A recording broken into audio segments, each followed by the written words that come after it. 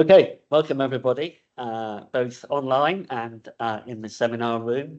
My name is Chris Darby. For those who don't know me, I work as a research coordinator in the Norwich Institute for Sustainable Development. And yeah, welcome to this latest edition of our Thought Leaders seminars from the Norwich Institute for Sustainable Development. And a great welcome to Tara Garnett, our speaker today. Tara's based at the University of Oxford, where she's director of Table, which is a truly fascinating organisation that tries to encourage debate about food and food systems. Obviously, she'll explain a lot more about the detail. Tara's been working in food for about 25 years, and I think it's fair to say that when you started that journey, food systems as a term or a concept wasn't really used very much. And so I think, Tara, you can take some of the credit for introducing that term and that way of thinking about food, which we now take for granted and use in our everyday work. Very, very quick bio. Tara has a degree in English literature, master's in development studies, and a PhD in food systems and sustainability. So, Tara, over to you. Thank you very much.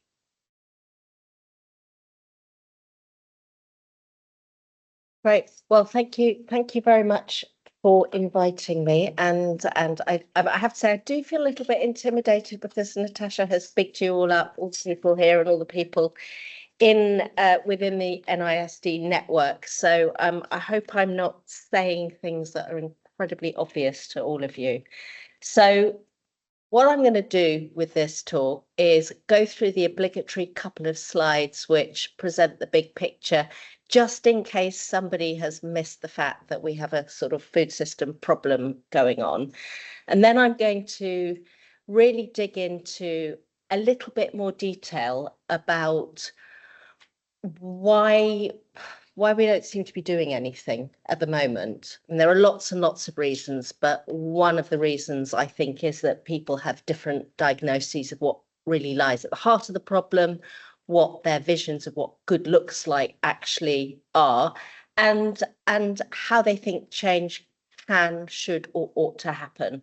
So that's going to be the main substance of what I'm going to talk about. And then I'm going to offer some personal reflections and say a little bit about Table. So yeah, I mean, we've seen these pictures before, these sorts of slides, some very good stuff that's been put together by colleagues within Oxford, our World in Data, which is a very good resource on kind of visuals around all sorts of things, including food. We know that food's about a quarter of global greenhouse gas emissions. We know it's responsible for a huge range of other environmental concerns. This is the one that really gets me every single time. This is the distribution of mammals on Earth by mass, and what it shows is that humans and our creatures occupy 96% of the space, and for me that's just devastating, and I just don't understand why it's not at the front of every people's mind. So yeah, I always show this slide. We also know, and we shouldn't underplay the fact that people now are better fed in many ways than they ever have been, but at the same time we've tipped into problems of overconsumption and ongoing micronutrient deficiencies with persistent lower level but still there hunger, absolute hunger. So we've got to die of something. We don't die of the infectious diseases, but we are dying now of the diseases of what you might call excess in many ways. And this was a report that came out recently by FAO, which basically shows that that the food system is, despite its contribution to global GDP, it's also causing a whole load of health and environmental harms, which, if you quantified, cost a lot of money. So this is the obvious.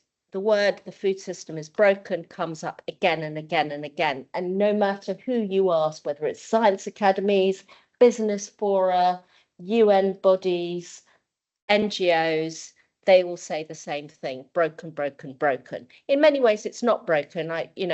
We all eat well, we go to the shops and so forth, but at some kind of a structural, long-term way, when you look at all the kind of confluence of concerns, there is something seriously wrong.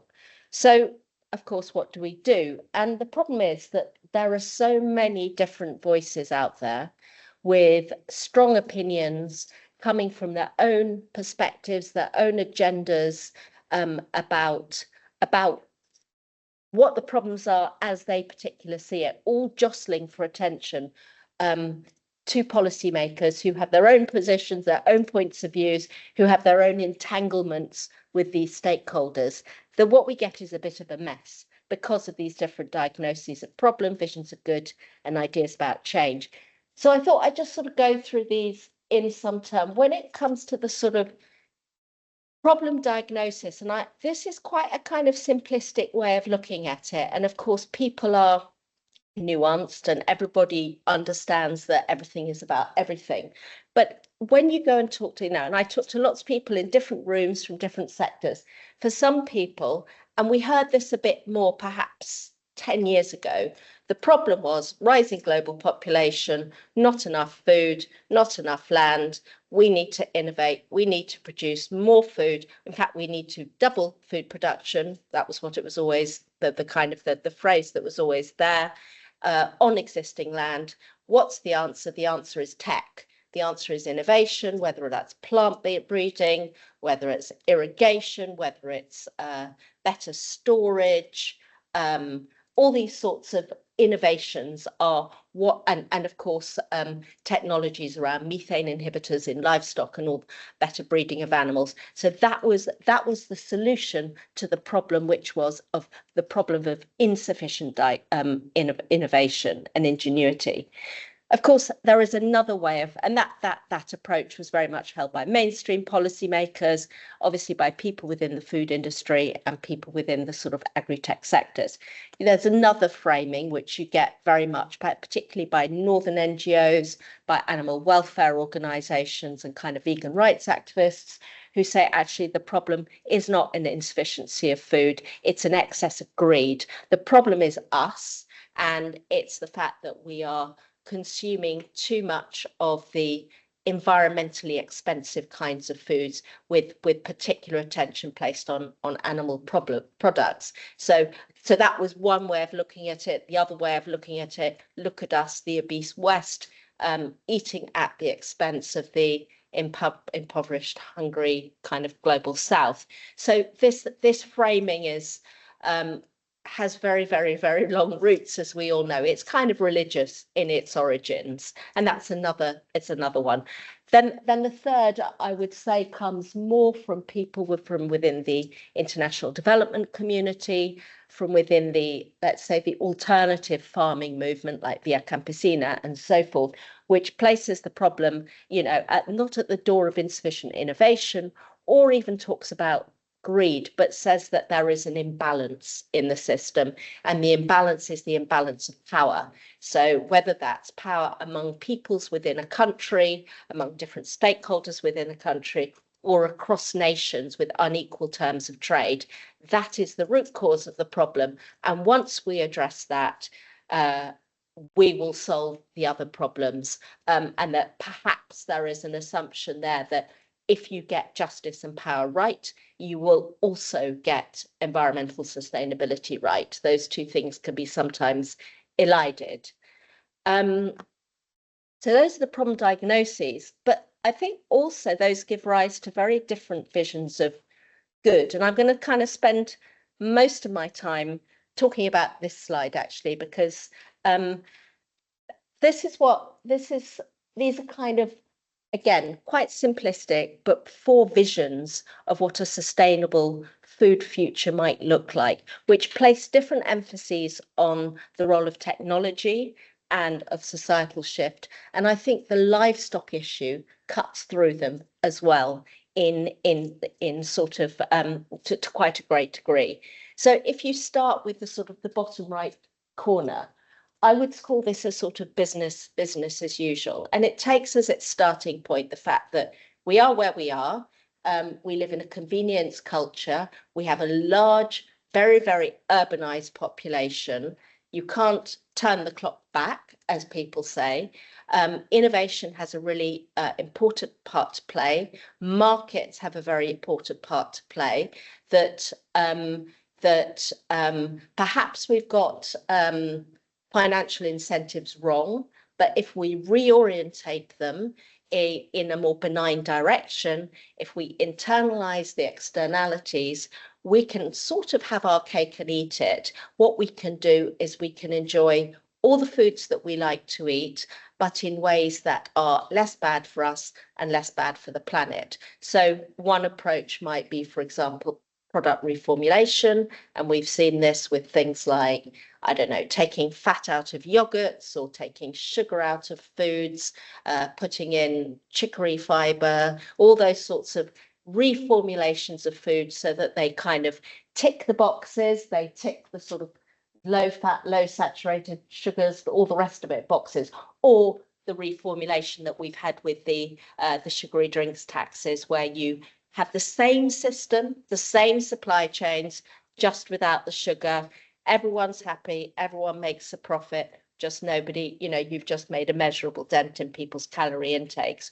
Or, for example, you focus on the assumption that people like meat, you can't do anything about that. It's a good source of nutrition. What we need to do is encourage people to eat more of the meats that have a lower carbon footprint, with the answer being their chicken, which has other advantages like a very rapid breeding cycle, so you can breed for all the features that you want much more quickly than you could do with ruminants. It lends itself to fried chicken nuggets on the one hand and very, very healthy steamed meals on the other, and it offends nobody's religious sensibilities, and that this constitutes an answer. And if we can't do it, if we can't address some of our obesity problems and all the rest of it, well, we have drugs now. We have Ozempic and Wegovy and all the rest of it. So that will help us maintain this system, which we can decarbonize, de-sugarify, and we can sort of carry on the way we want to. Now, you might say that this is some people's visions of good. For other people, this is the best we can hope for. It's not that they think that this is a great outcome, but it's that they can't see, given the way things are shaping up, they can't see an alternative to that.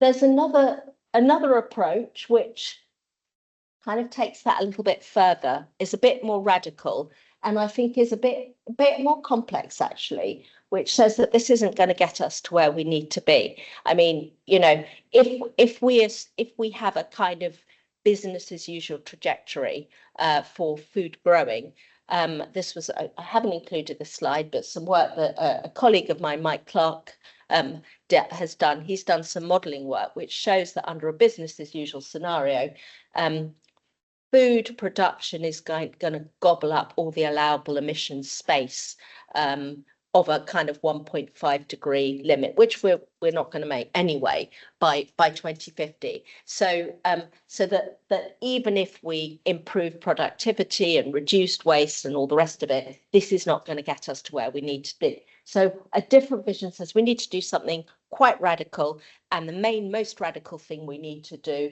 is squeeze ourselves into as smaller space as possible in order to spare land for afforestation, for soil carbon sequestration, for nature. And we can do this through a number of means, one of which is vertical farming, but perhaps more attention is being placed on things like alternative proteins. Now, of course, alternative proteins covers a very wide spectrum of foodstuffs from, at one level, I mean, bread is an alternative protein. It's got quite a high protein concentration, but we tend to use it as a category of foods that somehow mimic the properties of meat, which is seen as the default protein, for which everything else is somehow perhaps a lesser alternative. So we tend to think of alternative proteins as the kind of meat substitutes, whether it's a corn sausage, whether it's a bean burger, but also whether it's this kind of cellular agriculture. So the idea behind these sorts of innovations are that you use drastically less land, you use less water, and the other thing that they obviously don't generate the methane emissions that are associated with beef production, but they can be very, very energy intensive. Now, for some people, that is a sort of a deal breaker, because the fundamental problem with our food system is the fossil fuels in the food system, which acts as a kind of catalyst, which enables the scales and the nature of production that we have today. So whether that's enabling the long distance transport, which it's not the transport that's problematic in itself, but the systems of intensification that transport enables, or whether it's the nitrogen fertilizer production that messes up our global nitrogen cycles, or whether it's just the animal exploitation that those fossil fuel intensive systems kind of make possible, make almost inevitable, that intensity, that fossil fuel intensity is the problem. And those who disagree with the sort of alternative proteins approach would argue that it remains very fossil fuel intensive. Of course, another way of looking at that is that we need to decarbonize the energy grid. We're going to decarbonize the energy grid. And when we decarbonize the energy grid, this will be clean, green, kind, slaughter-free meat. And that is a way forward for dealing with our problems. And I think the other rationale for that, so there's often a very, very strong animal rights kind of what's the word, desire to kind of to deal with the problems there. But there's also the idea that the starting point is very much similar to this one, which is that we cannot rock the boat too much, that people's desires are what they are, that market signals, market incentives are what they are, that we need to innovate our way out of the problem, and that this is a solution.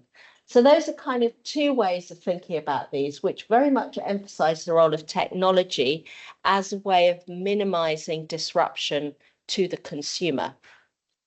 Another way of looking at it is this is kind of, these are the methadone solutions. They don't get to the root cause of the problem. What we really need to do is drastically rethink our relationship with our addiction to consumption and to consumerism, and we need to do something very, very different. So these two framings take a slightly different approach, and you could call this circular solutions, you could call it regenerative solutions.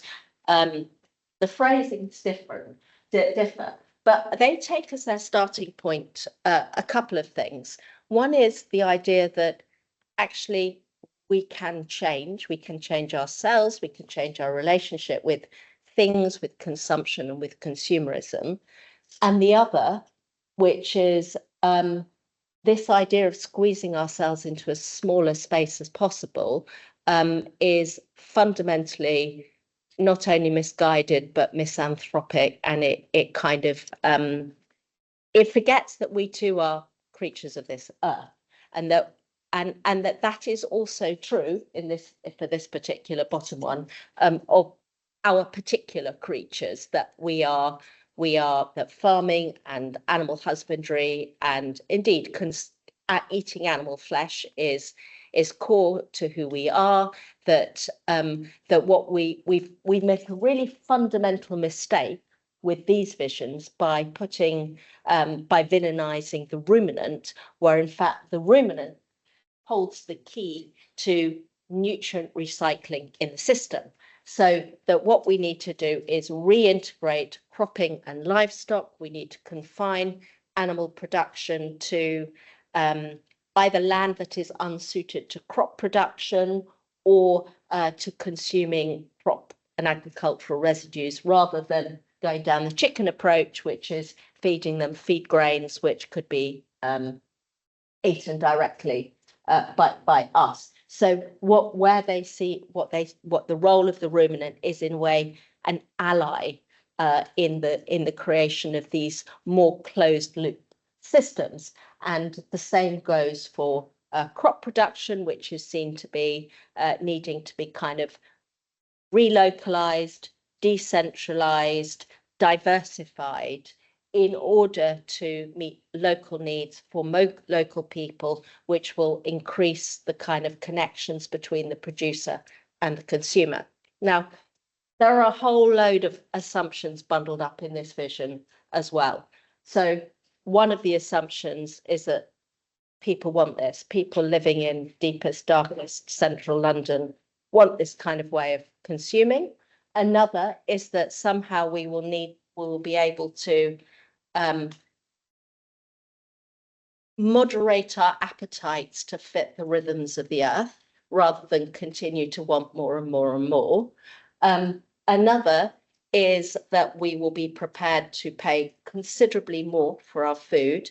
Like, at least on the face of it, yes, we've talked about the hidden costs of food, but that you know, under this scenario, animal products are going to be a lot more expensive, and indeed all products are going to be a lot more expensive than they are today, and that we are somehow going to be able to do that in a way that is fair for people, and that if we don't manage to do this, then we will not feel the pressure to use more land and clear more land in order to deal with the kind of failure to feed ourselves in ways that we apparently seem to want. So I think there are a whole load of assumptions there.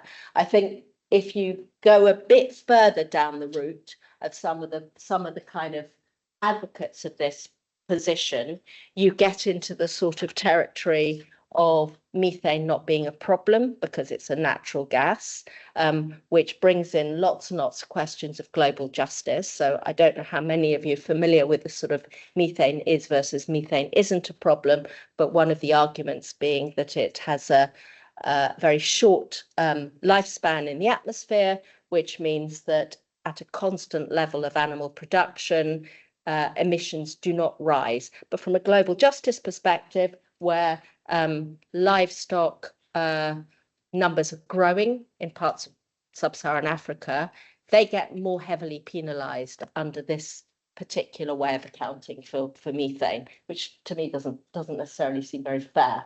I mean, I think another set of assumptions within that circular solutions framing is that land unsuited for crop production is land that we can continue to use for animal husbandry, where there could be an argument for letting some of that land alone and rewilding it, which would give a very, very different landscape. There's also a set of assumptions bound up in the kind of landscape aesthetics of what good looks like, quite aesthetically, quite visually, with the kind of the pastoral vision of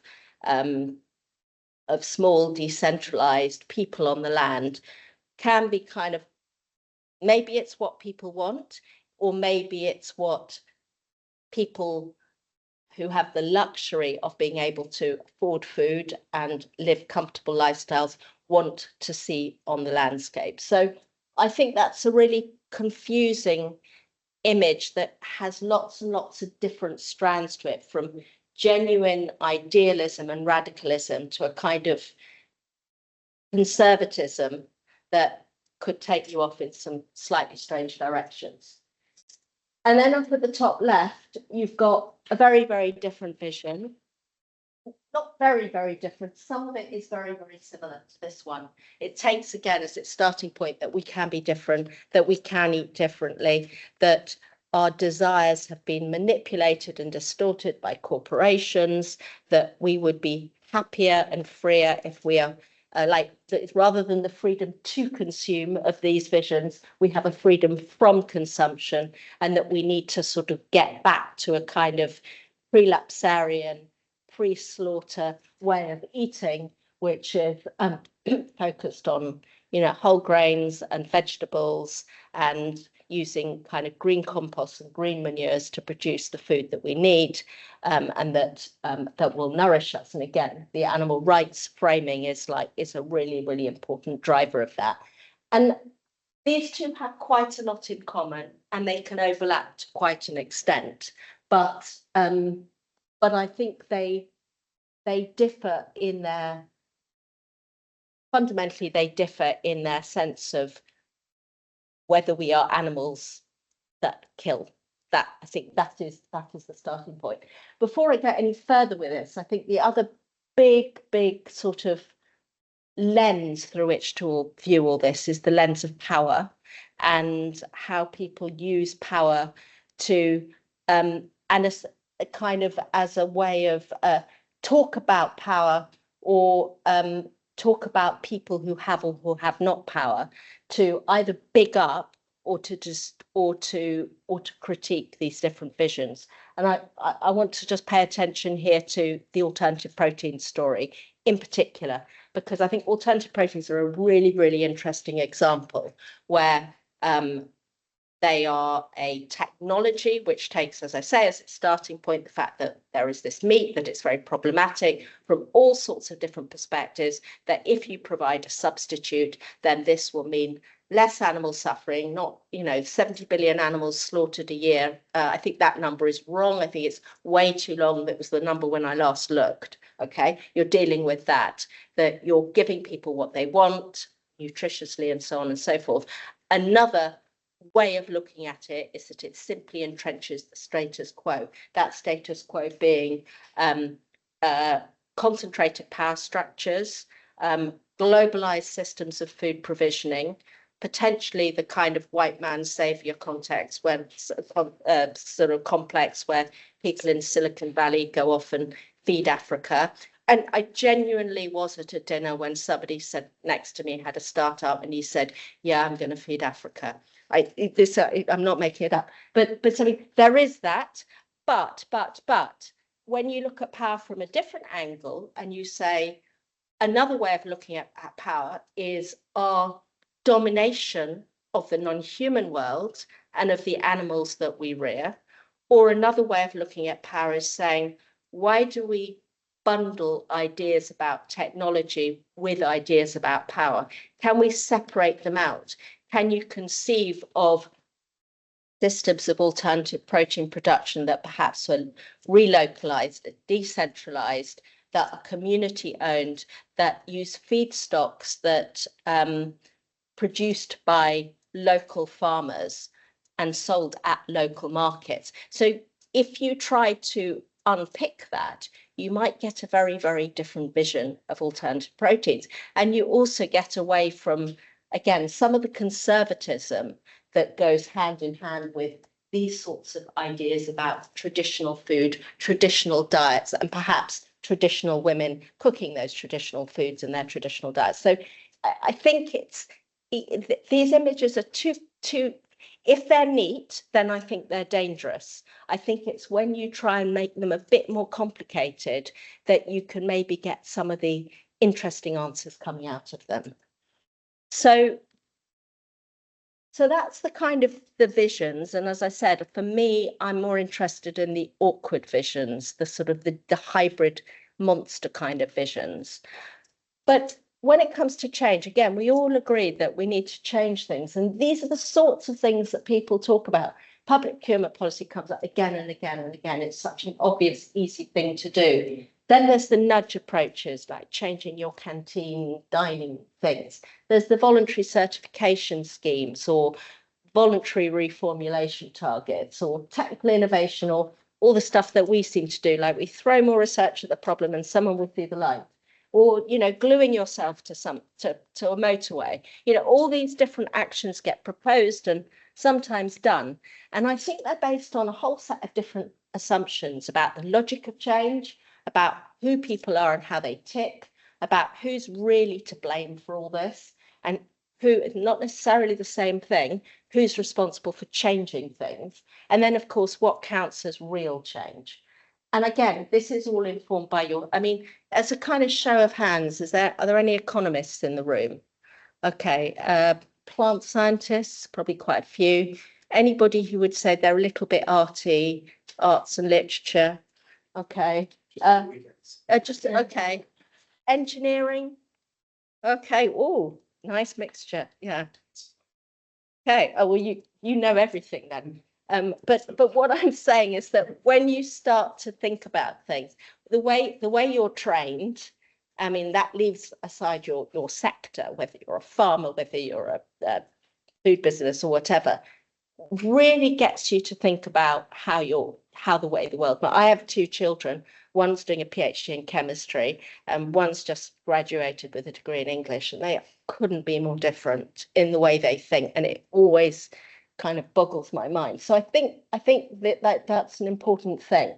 So I mean, in terms of one sort of logic change is that, again, if we know more things, we're going to change. You know, this is where people talk about awareness raising and all the rest of it. Another is like, oh yeah, but it's not just minds, it's hearts. We need to get people, and that's where some of the shock movies come in, whether it's a Cowspiracy or Seaspiracy or a Netflix movie or whatever it might be. Another is that actually just, you know, you need to incentivize or disincentivize people to change. That's where the taxes and all the rest of it. Or the other is to change context. And I think this is like, for example, the smoking ban, which I always find very interesting when this, before the smoking ban in public places was in pubs, etc., was introduced, 50% of the public were in favour of the ban. Once it had been introduced, 70% were in favour. So, I mean, that's quite something, that which no change of effort. It's just, okay, here's the deal now. And okay, I accept it. And of course, that all links to the idea that we're good people versus, and therefore we will want to do collective things for the common good, as opposed to you've got to get people on their selfishness, and whether it's the aspirational, you know, electric car or the aspirational, you know, Buddha bowl or whatever that has low carbon, and it just shows what a sort of successful person you are, or whatever it might be. How you tap into, people have different ideas about how you tap into people's motivations, of course, and the idea that people are rational or irrational, you know, sort of the kind of standard economic model that people are going to make rational decisions, as opposed to just people aren't like that. And then the question of who's responsible, and again, you go and talk to different people, and we hear a lot of talk about the consumer, and that the consumer with their wallets and their time pressures and their children in tow, and what we've got to do is somehow educate them, but make it convenient and kind of nudge them to make the right decision. But all the onus of change is put on this person in the shop. Another way of looking at it is saying, no, that's not only unfair, but it's untrue. It's governments that really are responsible. Partly governments are responsible for their perverse or ineffective actions, and they are to blame, and things need to change. Another is saying, okay, take a step back from government and look at the kind of framework within which governments are at least supposed to operate, and those are your legal frameworks. Another is saying, you know, actually it's up to the citizens, because like they're not the right government's not going to be in power unless we do something about it. And then, you know, then there are the corporations and the financial institutions. Again, another approach is to say we are all kind of mindless zombies in thrall to big food, who manipulates us. Now, that may and may not be true. If it is true, it's, well, how should I put this? Having that very absolutist way of answering the question removes any sense of agency from us as individuals. So how do you balance that way of looking at the world without discrediting our ability to have some level of autonomy over our lives? And then, of course, there's financial institutions who are too big, too bad, too powerful, and too incomprehensible. And of course, the X we know and hate so well. So there are all these different ideas about who, and of course there are unholy alliances amongst them all, and maybe they're all true, but people place different emphasis on those. And if you kind of boil it down to, it's like, well, it's up to the markets put us in this problem. They are our creative, innovative force. They can get us out of this fix. We just need to change the incentives. We need to change, tinker with the way they work, nature-based solutions, payments for ecosystem services, effective carbon markets. That's the way to do it. Another is like, no, this is not going to happen. They should never be in control of the future. And it's down to the state to make things better. And then another way of looking at it is actually it's all about us. It's the bottom up, it's the grassroots. And of course you go round and round, and it's going to be a combination, but it depends on where you place your emphasis. And then I think the other way of thinking about it, of change, is like, what counts as change? Again, you talk to different people in the room, and it goes back to these sort of different visions of good. Some of them look a bit more incremental than others, and some look more radical. Sorry.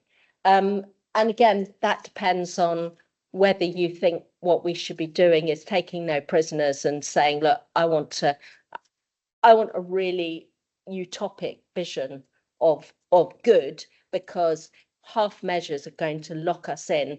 All the sort of talk of low-hanging fruit and working within the system are going to lock us in to a system that is fundamentally broken. Like, we need a new website, and we can make enough changes, but fundamentally we've actually got to fork out a lot of money now and create a whole new website. And I think that is true of our system as well. Can you carry on making fixes, or do you need to say, okay, enough with that? And what does that even mean at a global level, to say enough with that? We need something new.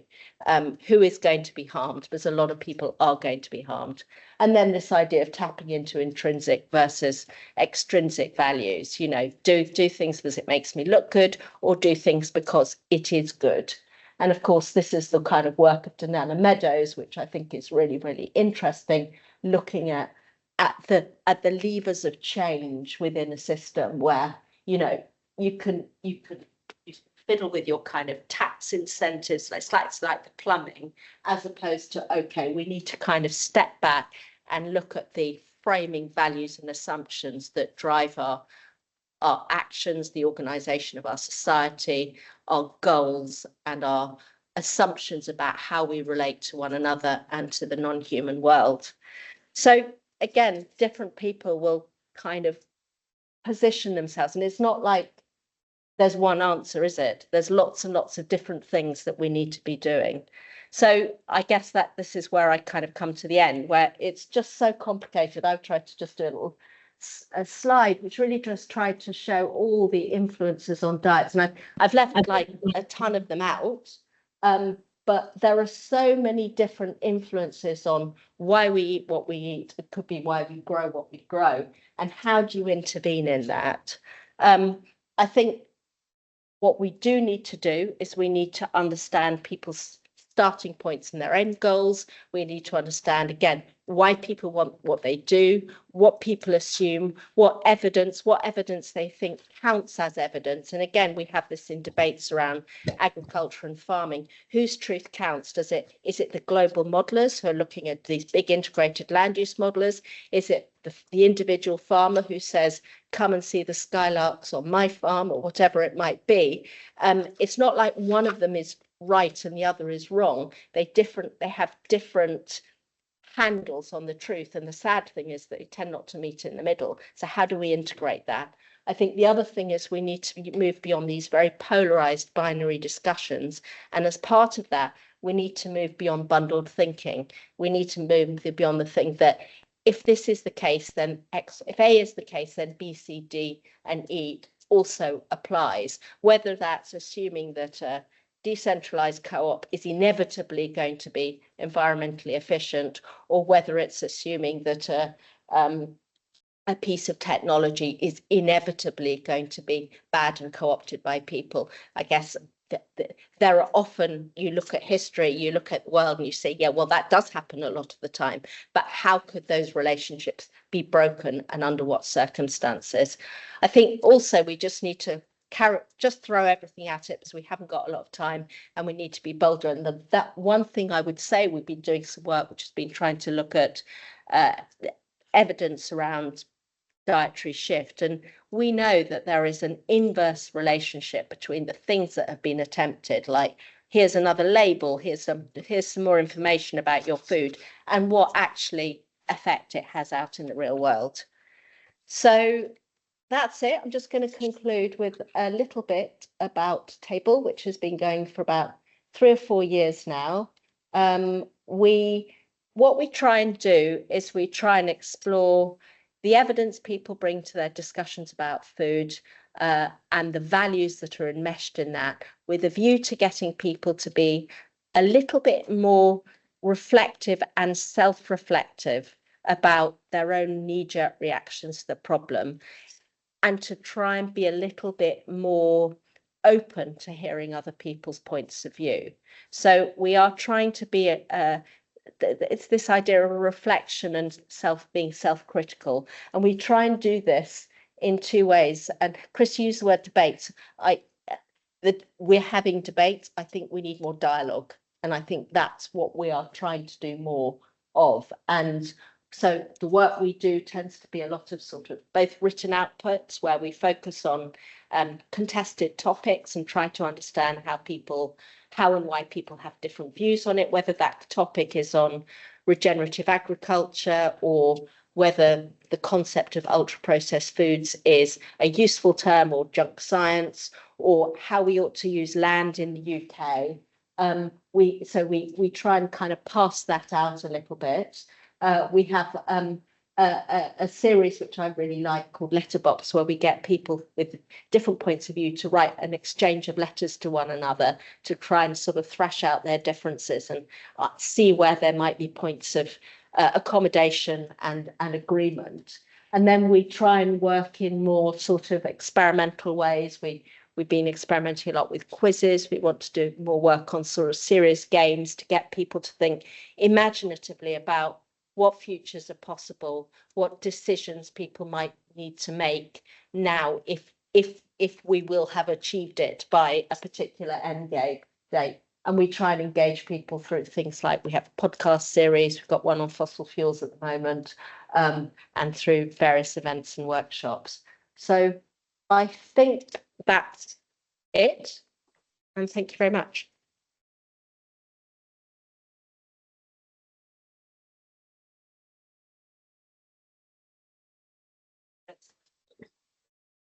There's only a few of us in the room, but for those online, we've used the microphone so that they can hear your question. Any questions? Thank you so much for your talk. This question comes from my personal experience so far.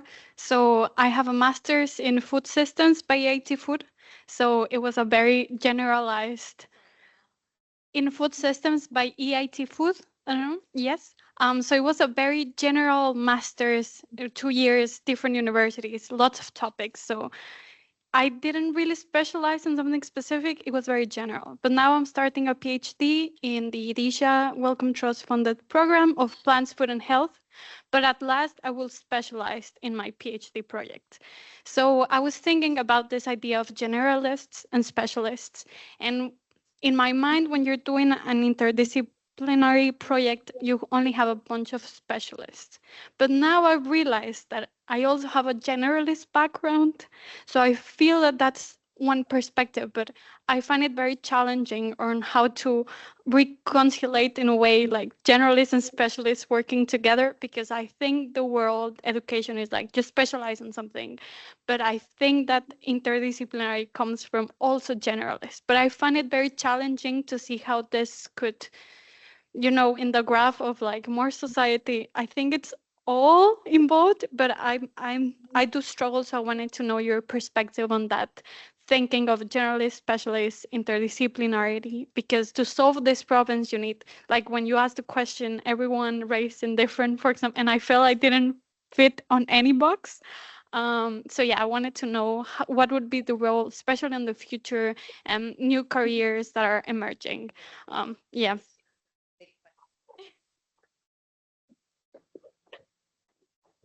Okay, I've got one very bad answer, which is I think you need the range, and you have to go with where your interests lie. And if I don't mean just your interests in terms of a discipline, but how your mindset works. So if you work better as more of a generalist, then you provide the kind of the glue that connects things.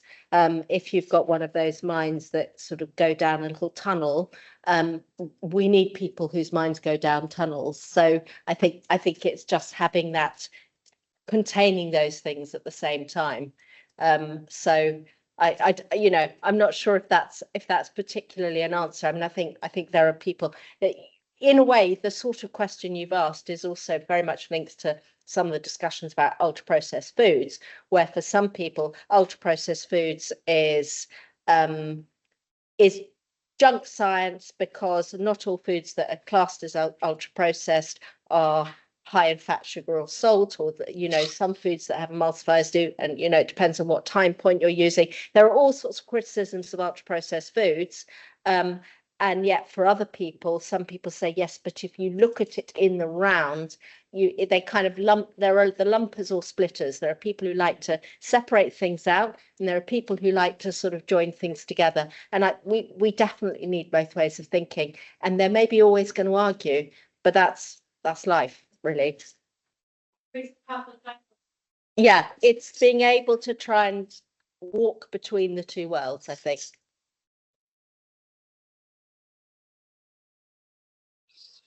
Thank you so much, Tara. Just fascinating to hear that. And thank you so much for coming up here today with all of us here. I really see this, I love the vision that you had there, and you put out these kind of 4 approaches to food. And then at the end, you kind of said, right, well, let's do everything everywhere all at once. Yeah. And my issue with this, and we would just come off a really interesting discussion 2 days ago, which was about the power of food supply with Tim Lang and some of our lecturers and local farmers here, including Emily. And I think what the problem is with that is that if we don't have a vision that we're all pulling towards, or most of us are pulling towards, some of those visions then undermine the other visions. And so that's where we get the problem, because then you just fall back on the power issue. Well, where is the money going? Well, that's where everything is going to happen, because you can't have all of those things happening everywhere all at once in an effective way. This decentralization and promotion of indigenous cultures and all of these, alongside some of the big mainstream consumption corporations. When I said that everything everywhere all at once, I was talking about the kind of actions to change. I was talking about things like pricing changes and labeling and having all those sorts of things. You're absolutely right that some of these visions, I mean, are in many ways mutually contradictory. And if I were to talk about my own personal opinions, I would like to blank all that out. I have quite a lot more time for all of these. I don't want that future at all. But I do think that firstly, I think you have to take seriously the fact that some people do, and they need to be part of the conversation just as much as anyone else. I think the idea that we all get behind something, that's where you get, for example, and I don't mean to be really critical here, but for example, the FAO's definition of sustainable healthy diets sounds really lovely, but it's incredibly vague. And I don't know what it looks like on a plate in a field as a set of relationships. And if every to get people to agree, it's gonna get quite bland. Do you know what I mean? I think tension is going to be ongoing. And I think what works for Norwich might not work for Nairobi. You know what I mean? I think there are going to be these tensions. As I say, some of this I just don't want, but I'm wondering, this is a question I don't have the answer because I don't work in the developing world, but I hear again and again that people want cheap, affordable meat, and chicken is a very good way of providing cheap, affordable. No, eggs, actually.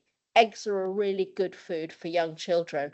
So and produced in terrible caged conditions, which I want no part of, but then I can afford to feed my kids well. So I don't know what the answer is. I really don't. I mean, does anyone else have a comment on that? That's a really interesting discussion. And I was thinking when you were talking about dialogue that I think that's really key. It's very important. But I think people are coming from so many different things. And when you look at all these global events, particularly when COP has just concluded, but any of these, actually, there's no agreement anywhere, because I think also of this issue of power, and I think of this is the justice and sort of distributional issues, that who's contributing. I mean, that's become a further, like the blame game has become a further complicating factor, stopping people from really moving ahead. I come from a country like India, for instance. India is having a lot of emissions, but it will always put the blame at a global thing that no, we are a developing country. We have lots of hungry people to feed. So we can't do anything first. We have to reach that level of development before we are willing to take action. And these are very problematic positions. But of course, there's a lot of local support. But because and I think it's partly linked to something that you mentioned, which worries me a lot, which is the context. And that the context is increasingly a polarizing and an ultra-nationalist kind of context. How do you see really, I mean, we know this is urgent, the broken, that's the discourse. We didn't need to do something now, we can't live. And there's evidence as seen in all these floods and right at our doorstep. So I don't know. I mean, how do you think actually, are there any strategies at what level to start building the dialogue? I really appreciate the point that what we need is not debate, but dialogue. But at what level do you think we start building this dialogue? Yeah, I mean, I think that's a really big question, and what I think is not the level is what put it the other way. What I think is not an answer is to have different levels of dialogue with different people in different positions of authority, not speaking to one another. So I think whatever forms of dialogue they take, they need to bring together people who have a lot of voice with people who have less voice. How you do that well is another enormous question. I think the other problem with dialogue is that it's one of those words that get bandied around, but it takes time, and time takes commitment. And I know that, it needs to go over several iterations, because usually, or maybe sometimes, the path starts that there is agreement in a way that is very, very shallow. And then you start to get to the kind of the real, because everyone's being polite to one another. And then right towards the end, the real disagreements surface, but that's the end. So you need to carry on, and you need to carry on, and you need to carry on. I think what I would say is that some evidence from the sort of citizens' assemblies, those sorts of processes that happen, is that once people get together and start thinking more thoughtfully and start thinking about end goals, they may be more willing to make more what you might call collaborative or altruistic sorts of get behind those sorts of policies. But it's a huge question. I mean, if only somebody had the answer, we wouldn't. I mean, look at the world. I mean, yeah. Thank you, Tara. Really interesting talk. I've got a question here online from Bill Grayson, who's a Oh, yeah. grassland ecologist and farmer. Do you think that a rewilded landscape would be better for achieving nature recovery, in particular compared to more traditional agricultural landscapes? So I guess there is a lot of grey area between a rewilded landscape and a traditional agricultural landscape. And hello, Bill. I have to say I just went down to the NEP rewilding estate just a couple of weeks ago, which was a really wonderful day. And is that a rewilding project, or is that a very, very extreme extremely wild regenerative agriculture project? So I think it's going to be, there's going to be a whole hodgepodge of different approaches. So I just don't think it's either or. I think what we need to do is have a very different form of agriculture. I do also think we need to take seriously the fact that the landscapes that we know and love and see today are also the ones that are what you might call more regenerative. You know, these are moments in time. If you go back 100 years, 200 years, 500 years, 7,000 years, the landscapes of Britain have always changed, and they've had different kinds of biodiversity and different kind of configurations of people and not the non-human world on that land. And our world now is too populated, and it has too many of our animals on it. And I would like to see some of that land returned to what you might call more wild nature, although I'm really, really aware that anything that you do there has to take into account things like what we're seeing, all the farmer marches and the riots. It is about inheritance tax, but it's about land and culture and identity and tradition and all the rest of it. So I'm very mindful of that. And I think also mindful of the fact that you rewild the landscape too much in the UK, and you are more reliant on imports from overseas, which in turn has impacts on the environment overseas apart from anything else. So Bill, I don't have an answer, and you know, in a way we need to see the land use framework, and then we can use that as a starting point to have a discussion.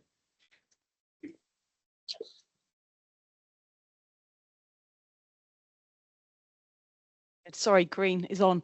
I asked quite a short question. What's giving you hope at the moment?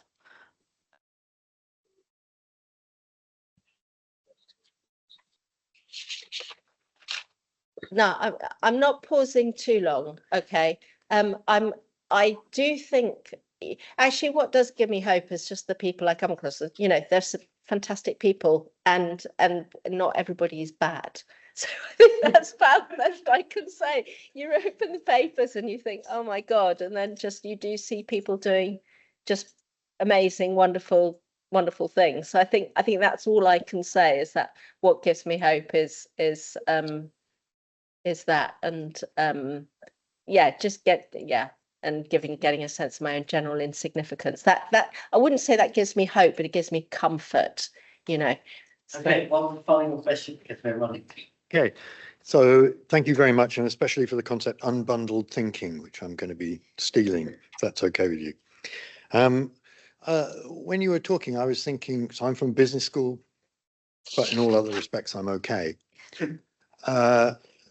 When you were talking, I was thinking about a kind of model we sometimes use for change, for organizational change and so on. And the model is very simple. So it just says organizational change occurs when dissatisfaction multiplied by a kind of attractive vision multiplied by some practical first steps is greater than the resistance to change in that situation. And all the time so dissatisfaction with the current state of affairs multiplied by a positive vision that people can get behind, multiplied by practical first steps, is greater than the level of resistance. So it's a very simple, you know, typical business school type simple sort of equation, but it means that there has to be a positive value for everything on the left-hand side, and when you multiply them all together, it's got to be bigger than the resistance. And I was sort of trying to think about, you know, the different ways in which people are dissatisfied, the different ideas about first steps. And you raised the problem that for some of these visions, you know, the first steps are very difficult. They're kind of all or nothing. You know, it's a transformation rather than a change that's being put forward.